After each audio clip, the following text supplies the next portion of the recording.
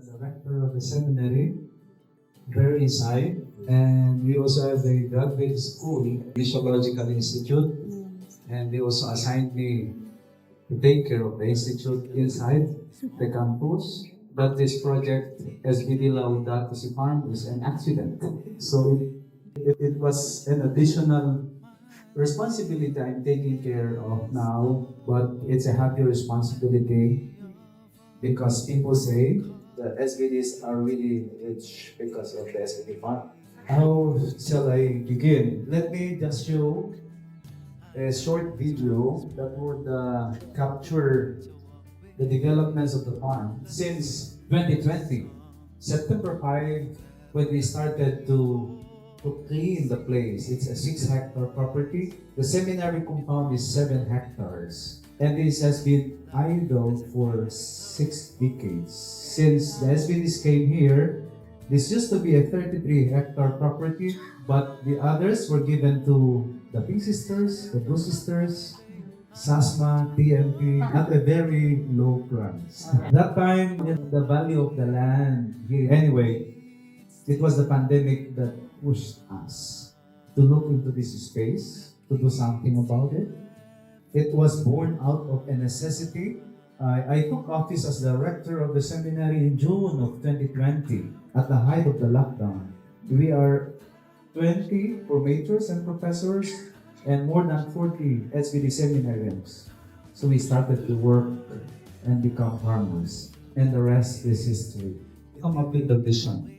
And this vision was translated into a reality. I shared this vision to our community. It was difficult at the beginning. I remember some of my conferees were saying, we did not send you to study to become farmer. And some even were saying, oh, this rector is now forming seminarians to become farmers. So there was really a clash of perspective. But it was very clear from those who believe in the vision that this project is not just about farming. Through the help of our consultants who volunteered to help us set the trajectory, the vision, we came up with this vision mission. And Mount Rose was a part of the process. Dr. Rose, let me just share with you, we aspire to become a unique spiritual haven where one can commune with God, others, and nature while appreciating organic farm products. Encounter with God, others, and nature. Our mission, inspired by Pope Francis's Laudato Si, we commit ourselves to 1. Offering a sanctuary for eco-spirituality and holistic wellness. That's why that area is developed into a retreat house and a hermitage. We have the chapel and we offer a confession, especially on weekend. That is the faith aspect. Second is practicing and advocating for sustainable and organic farming. Third, promoting produce and farm-to-table food and grains. We would like to promote a healthy lifestyle because, since the pandemic, people became conscious of the food they have to eat. And lastly, to uplift the welfare of co-missionaries and surrounding communities. If you notice, there are 4 F's of our mission: faith service, farming services, food services, and family services. And we noticed that most of the guests coming here are families. They just want to spend time together here. I remember Randy David, the Philippine Daily Inquirer columnist. At the height of the pandemic, he wrote a letter and said that after the pandemic, families would spend more time together to make up for the lost times. And I think this is how important this space is for families. When they come together here and we see them enjoying the place, I think it's something. Aside from helping the families surrounding us in our nearby barangays that we are helping, we have now around almost 100, right? More than 100 employees, including our working students. It's becoming a big problem also. Handling people is such a challenge. But you know, it's more challenging. So it's easier to handle the farm. Anyway, that's our vision mission. And let me just share to you what we call as the 6 pillars of sustainability. It's easy to memorize because you can just see it. LKL. Few LKL. FEW LKL. Few LKL. Sustainable farming, sustainable energy, sustainable water, sustainable livelihood, sustainable knowledge, and sustainable life. Sustainable farming. Sisters, can you see still? Yes? No. From Laudato Si, thank you, Sir John, for this infusion. Its community can take from the bounty of the earth whatever it needs for subsistence, but it also has the duty to protect the earth and to ensure its fruitfulness for the coming generation. We promote organic farming. We have greenhouses over there in our farm, and we try to do recycling of waters, installing water harvesters to irrigate our greenhouses and our plants. Our vision is in the future, no water is wasted. Installing more rainwater harvesters, and that even the waters that we use from the kitchen, in the kitchens, can be translated or used for watering the plants. This is part of the vision. Before, we wanted to be full organic, but upon consultation with the Department of Agriculture, we realized that when you grow vegetables, you cannot be fully organic. You cannot avoid using also pesticides. Otherwise, you can lose. So what we did is we keep all leafy vegetables fully organic, but for the other vegetables, we use hybrid, a combination. But it is certified by the Department of Agriculture under the Good Agricultural Practices, or GAP. But it's still healthy according to that. Next is sustainable energy, 70% of the farm. Now, because we have expanded, I cannot say anymore it's 70% because we don't have enough resources to expand our solar. But a year ago, it was 70% that is powered by solar.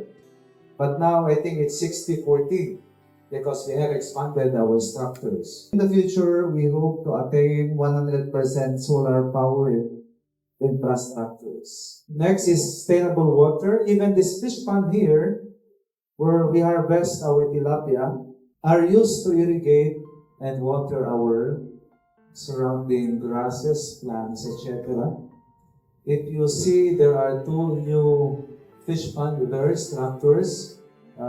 We intend to convert that into aquaponics, another element that we can really show our guests. You know what aquaponic is, right?